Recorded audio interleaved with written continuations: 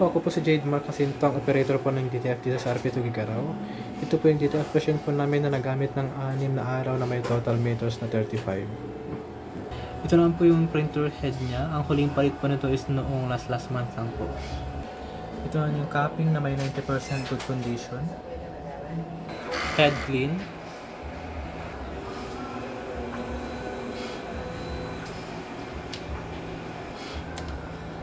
Nozzle check.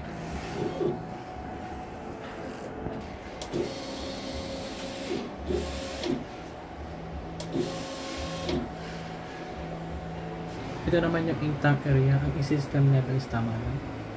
Ito naman yung waste tank na nilinis ng Friday. ABR. And ground wire. Ito naman yung mga used ink. Unused.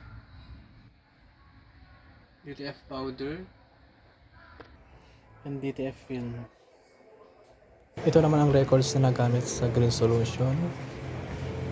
White ink. Yun lamang po. Daily output record. And daily checklist.